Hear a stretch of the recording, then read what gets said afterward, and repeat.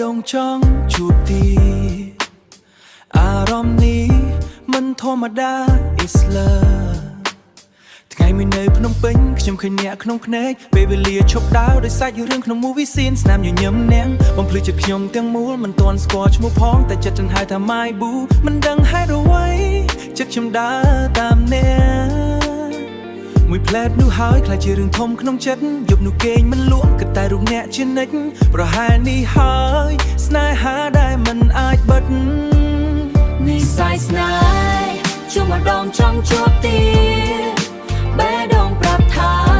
អ្នកគឺជាមនុស្សពិសេសពីភ្នំពេញទៅសៀមរាបយើងជួបគ្នាទៀតដែលសុបិនខ្លាយជាការពិនបច្ចុប្បន្ននិស្ស័យស្នេហ៍